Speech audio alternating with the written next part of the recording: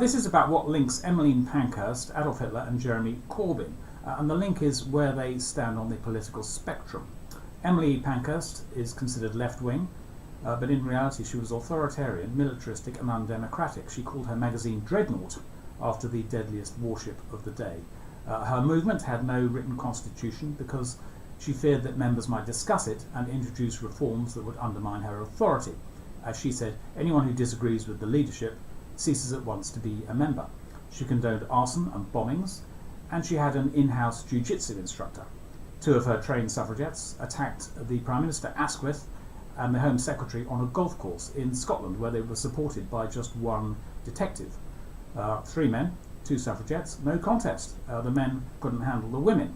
And so Asquith, who at the time ruled the largest empire the world had ever seen, appealed for help to the golf caddies. And they, as it said, finding some enjoyment in this departure from the ordinary routine of their work, made no response.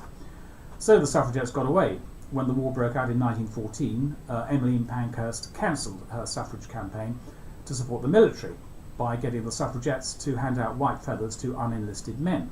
And after the war, she visited Bolshevik Russia, which turned her against socialism, and she stood for Parliament in Stepney as a conservative. So Emmeline Pankhurst was a Tory. What about Hitler? Right wing, we're told. He joined the German Workers' Party, Workers, bit of a clue, which was later renamed the National Socialist Party, another clue there, socialist. And the Nazi flag, which he designed, was red to attract Marxist recruits. So Hitler, the workers' champion, called himself a socialist and flew the red flag, which sounds pretty left-wing to me. And what about Jeremy Corbyn? He is supposed to be left-wing, but actually his actions are rather the opposite.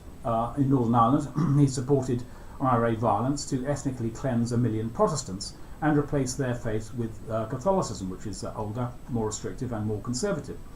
In Europe, he supports the conservative elites in Brussels, which use trade barriers to stop old European money spreading to the new economies of Asia and Africa. And everywhere, he supports trade unions, which are highly paid conservative boys' clubs.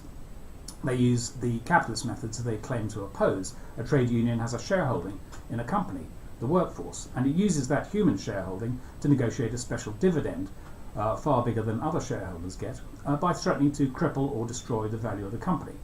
And that maximises the payoff for the union, which it takes via members' fees. So that is crony capitalism in its purest form, extracting wealth created by others and spreading it among a powerful, well-paid elite. So Jeremy Corbyn is a fat cat conservative. Hitler turns out to be a committed socialist, and Emmeline Pankhurst is a hawkish conservative authoritarian, which is not what we were told.